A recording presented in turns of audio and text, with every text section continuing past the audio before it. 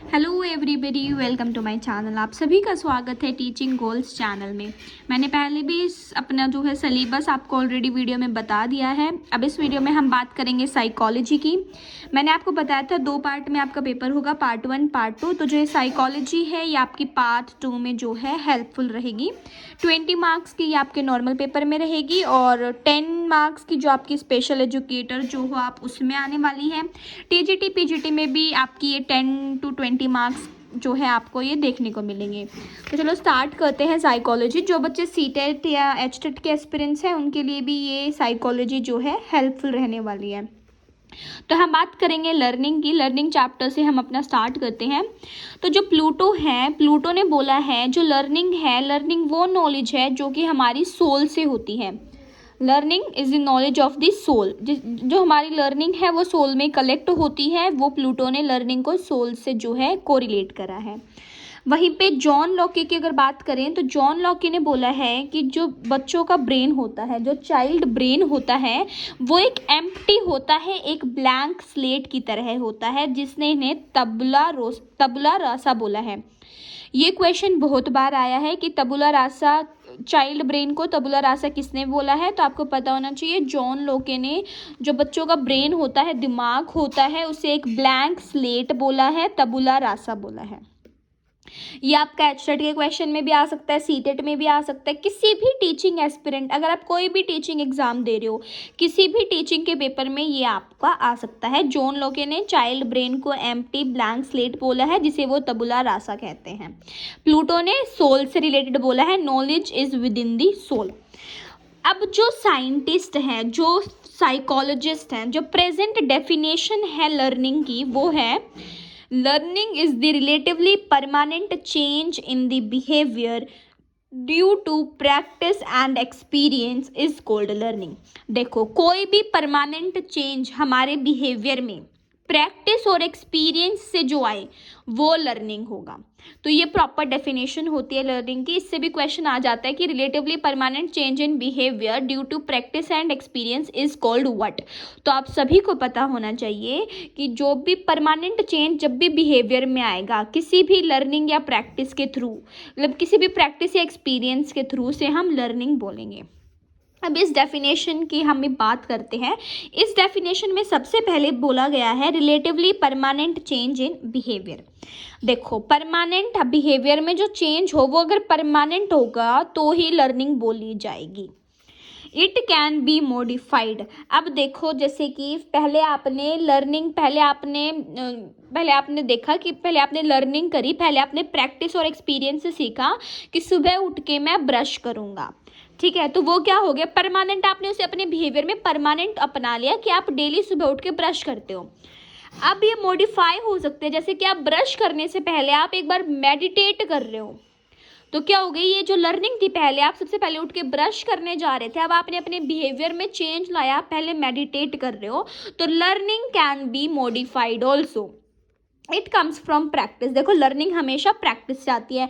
जितना ज़्यादा प्रैक्टिस करोगे उतनी ज़्यादा बेटर लर्निंग होगी, उतना ज़्यादा जो बिहेवियर होगा वो परमानेंट होगा। It comes from experience. हमारे पास्ट एक्सपीरियंस से भी लर्निंग आती है। फॉर एग्जाम्पल, जैसे आपने बेयर हैंड्स, ऐसे ही अपने हाथों से स्विच को टच करा, जैसे आपने अपने, ये मान लो आपके हाथ गीले थे, वेट हैंड से आपने स्विच को टच करा और आपको इलेक्ट्रिक करंट लगा।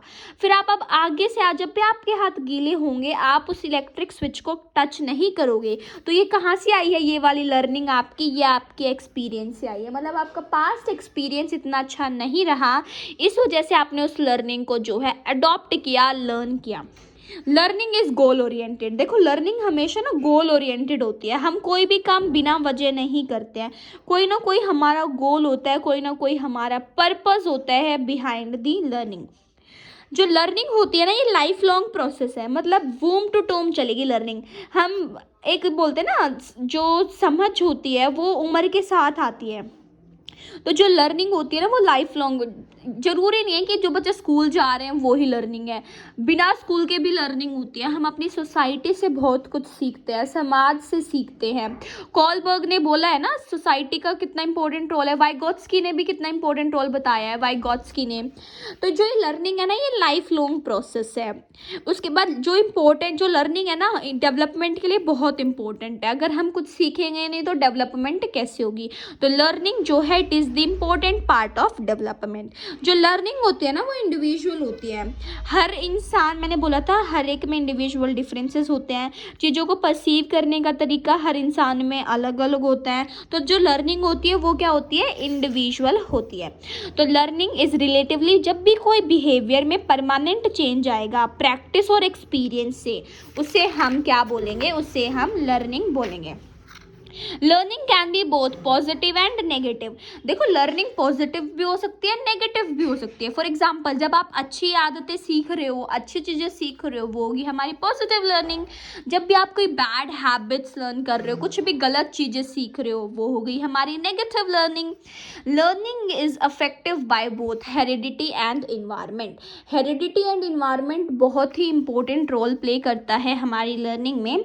हेरिडिटी वो जीन्स होती हैं जो हमें हमारे पेरेंट्स से मिलती हैं। मतलब जो भी हमारा आईक्यू हो गया, आपको पता है आईक्यू कितना इंपॉर्टेंट रोल प्ले करता है हमारी लर्निंग में। और आईक्यू हमें कहाँ से मिलता है, हेरिडिटी से इन्फ्लुएंस होता है। जो हमारा इन्वायरमेंट है, जैसे माहौल में हम रह रहे हैं, वो भी हमारी लर्निंग को जो है इफेक्ट करेगा। The study of change in behaviour is not learning but change in behaviour is learning. देखो अगर आप किसी के बिहेवियर को देख रहे हो, the study of change in behaviour, अगर आप देख रहे हो कि आपका दोस्त जो है ना उसका बिहेवियर डे बाय डे जो है चेंज हो रहा है, वो लर्निंग नहीं है। आप किसी को ऑब्जर्व कर रहे हो, वो लर्निंग नहीं है। बट जब आपके खुद के बिहेवियर में चेंज हो रहा है वो लर्निंग है। जैसे सुबह उठ के ब्रश करने से पहले मेडिटेट कर रहे हो, खुद के बिहेवियर में चेंज ला रहे हो, वो लर्निंग है। किसी और के बिहेवियर के चेंज को स्टडी कर रहे हो, वो लर्निंग नहीं है। जो टेम्पररी चेंज होते हैं बिहेवियर में, जैसे फटीग, थकने के कारण, मतलब ड्रग्स के कारण, इंटॉक्सिकेशन के कारण, वो लर्निंग में नहीं आएगा। जैसे फॉर एग्जांपल अगर आप थके हुए हो, आप टायर्ड हो और आपके बिहेवियर में चेंज आएगा, आप मूड स्विंग्स हो रहे हैं आपका, आप इरिटेट हो रहे हो, तो वो लर्निंग नहीं है। क्योंकि वो किसके कारण आई है, वो फटीग के कारण, टायर्डनेस के कारण आई है। तो लर्निंग वो ही होगी जो कि अपने आप परमानेंट चेंज होगा और प्रैक्टिस और एक्सपीरियंस से आएगी। तो जो भी है टेम्पररी, देखो ऐसे क्वेश्चन आ सकता है पेपर में कि जो भी लर्निंग ड्रग्स से की गई है, जैसे ड्रग्स लेके हम कुछ भी करते हैं, जैसे ड्रग्स लेके एनर्जी आती है, पर लेकिन वो लर्निंग नहीं है, वो ड्रग्स से है, तो वो लर्निंग में काउंट नहीं होगी। और उसके बाद नेक्स्ट है the change in behaviour due to maturity is not learning. अगर कुछ भी बिहेवियर में चेंज मैच्योरिटी के कारण आ रहा है, वो लर्निंग नहीं है। लर्निंग हमेशा वो होगी जिसमें प्रैक्टिस की जाएगी, जिसमें आप अपने एक्सपीरियंस से सीखोगे, वो होगी आपकी लर्निंग। तो क्वेश्चन इसमें ऐसे आ सकता है कि फटीग और टायर्डनेस से बिहेवियर में चेंज आना, क्या वो लर्निंग है, येस या नो। तो नहीं। तो अगर कोई भी बिहेवियर में चेंज आ रहा है फटीग से, टायर्ड से, ड्रग्स से, इंटॉक्सिकेशन से या मैच्योरिटी से, वो सभी लर्निंग नहीं होंगी। Unlearning is also a kind of learning. देखो किसी चीज़ को दोबारा भूल जाना, एक्सक्लूड कर देना, वो भी हमारी लर्निंग होती है। जैसे फॉर एग्जांपल, जैसे पहले आपने कुछ भी आपने सीखा, अब आप उससे रिमूव कर रहे हो अपनी लर्निंग से, वो होगी आपकी अनलर्निंग। जैसे फॉर एग्जांपल, जैसे आपको पहले सिखाया गया कुछ और बता दो, एग्जांपल देती हूँ मैं आपको एक अच्छा सा अनलर्निंग का। जैसे कि आपको सिखाया गया पहले कि जैसे कि जो आपके ये एसएसटी होती है, एसएसटी, इसी में आपके हिस्ट्री, ज्योग्राफी, पॉलिटिकल सब इंक्लूडेड है। अब आगे आगे आपको क्या बताया, हिस्ट्री अलग सब्जेक्ट है, पॉलिटिकल अलग है, ज्योग्राफी अलग है। अब आप क्या कर रहे हो, जो आपको पहले सिखाया गया था एसएसटी पूरा एक, अब आपने अनलर्निंग करी है कि ये एक नहीं है, ये अलग अलग हैं। तो वो क्या हो गया हमारा अनलर्निंग। मतलब किसी भी चीज़ को, पहले की चीज़ों को एक्सक्लूड करना, वो भी एक तरह की लर्निंग होती है। लर्निंग के ऑब्जेक्टिव्स होते हैं, काफ़ी इंपॉर्टेंट है। देखो कॉग्निटिव ऑब्जेक्टिव, मतलब जो लर्निंग होगी वो हमारी हेड से होनी चाहिए, कॉग्निटिव इफेक्ट होना चाहिए। इफेक्टिव मतलब हार्ट, साइकोमोटर मतलब हैंड। लर्निंग काफ़ी फ्रूटफुल होगी, काफ़ी इफ़ेक्टिव होगी अगर हेड टू हैंड लर्निंग होगी। पहले आप दिमाग से लर्निंग करोगे, समझोगे उस चीज़ को, फिर आप अपने उससे दिल से अपनाओगे। कोई भी चीज़ें अगर दिल और दिमाग दोनों से मिलके की जाएँ तो उसका इफ़ेक्ट काफ़ी अच्छा होता है, सुना होगा आपने। तो एक सक्सेसफुल लर्निंग तब होगी जब वो कॉग्निटिव से लेके साइकोमोटर तक आए। पहले उसे समझा जाए, उसे अपनाया जाए, फिर उसे यूज़ करा जाए, साइकोमोटर। तो ये आपकी लर्निंग की बात करी थी। आई होप आपको समझ आया होगा। लर्निंग क्या होता है? कोई भी रिलेटिवली परमानेंट चेंज जब आपके बिहेवियर में आएगा, प्रैक्टिस या एक्सपीरियंस से, वो लर्निंग होता है। ये परमानेंट चेंज होता है, प्रैक्टिस और एक्सपीरियंस से आता है। जॉन लोके ने तबुला रसा बोला है बच्चों के ब्रेन को, जो कि ब्लैंक स्लेट होता है। जो लर्निंग होती है वो इंडिविजुअल होती है, हेरिडिटी और इन्वायरमेंट से इफेक्ट होती है।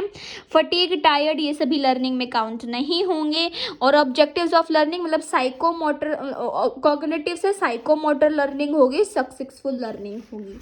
अब इस लर्निंग में ना कुछ थ्योरीज हैं जो हमें पढ़नी है, बहुत ही इंपॉर्टेंट थ्योरीज हैं। आप चाहे किसी भी टीचिंग एग्जाम दे रहे हो, कोई भी टीचर बनना चाहते हो, उसके लिए आप सभी को ये थ्योरीज इंपॉर्टेंट है। तो बेसिकली लर्निंग की दो तरह की थ्योरी होती हैं, एक होती है हमारी कॉग्निटिव थ्योरी, एक होती है हमारी बिहेवियरिस्ट थ्योरी। बिहेवियरिज्म थ्योरी को हम कनेक्शनिज्म थ्योरी भी कहते हैं। तो बिहेवियरिज्म जो थ्योरी होती है उसे हम कनेक्शनिज्म थ्योरी भी कहते हैं, और एक होती है हमारी कॉग्निटिव थ्योरी। तो दो तरह की जो है थ्योरी होती हैं। जो फादर ऑफ बिहेवियरिज्म है वो है हमारे J.B. वॉटसन। तो who is the father of behaviourism? आप सभी को पता होना चाहिए, J.B. वॉटसन। और भी बहुत सारे बिहेवियरिस्ट है जैसे स्किनर, पावलोव, थॉर्नडाइक। आप सभी ने इन्हीं के नाम कहीं ना कहीं सुने होंगे अपनी C.TET की प्रिपरेशन करते हुए, H.TET की प्रिपरेशन करते हुए, कहीं ना कहीं ये नाम आपने जो है ज़रूर सुने होंगे। तो ये सभी थ्योरी की हम बात करेंगे अपनी इस साइकोलॉजी में। सभी बच्चों के लिए काफ़ी इंपॉर्टेंट है, चाहे आप किसी भी टीचिंग एग्ज़ाम की जो है तैयारी कर रहे हो। वहीं पे कॉग्निटिव थ्योरी किस किस की है? कोहलर, कॉफका, मैक्सवर्दी हैमर और फादर ऑफ, और जो ये मैक्सवर्दी हैमर कौन है? ये फादर ऑफ गेस्टाल्ट साइकोलॉजी। हम सभी जो है आगे पढ़ेंगे डिटेल में। कोर्ट-लेविन, टॉलमैन, ये सभी हमारी कॉग्निटिव थ्योरी हैं, ये हमारी बिहेवियरिस्ट थ्योरी हैं।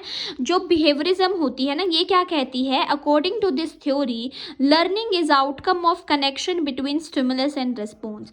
तो ये बिहेवियरिस्ट बोलते हैं जो लर्निंग होती है ना, परमानेंट चेंज होता है बिहेवियर में एक्सपीरियंस और प्रैक्टिस के थ्रू, वो किससे होता है? वो हमारा स्टिमुलस और रिस्पॉन्स से होता है। स्टिमुलस रिस्पॉन्स को आगे डिटेल में पढ़ेंगे जब हम ये बिहेवियरिज्म वाली थ्योरी को अच्छे से पढ़ेंगे। अब बात करेंगे कॉग्निटिव थ्योरी की। कॉग्निटिव थ्योरी में हम बात करेंगे इंटेलिजेंस की, अंडरस्टैंडिंग्स की, लॉजिक की, परसेप्शन की, इनसाइट की। ये सभी जो है बहुत इंपॉर्टेंट है लर्निंग के लिए। इनसाइट थ्योरी है हमारी, कॉलर, कॉफा, इन सब की हमें थ्योरी जो है पढ़नी है। तो ये दो तरह की थ्योरी होती है, बिहेवियरिज्म थ्योरी और कॉग्निटिव थ्योरी। दोनों ही थ्योरीज को सभी को हम डिटेल में पढ़ने वाले हैं आगे वीडियोस में। चैनल पे बने रहें। मेक श्योर अगर आप एक गवर्नमेंट टीचर बनना चाहते हैं तो आप इस चैनल को सब्सक्राइब करें, सभी वीडियोस को अच्छे से वॉच करें। मैंने प्लेलिस्ट जो है बना दी है, आपको प्लेलिस्ट दिख जाएंगी, एजुकेशन, पेडागोजी, साइकोलॉजी, ऐसे सभी नामों से। मेक श्योर आप जो है वो सभी वीडियोस वॉच करें। Thank you for watching the video. Do like, comment, share and subscribe the channel. Thank you.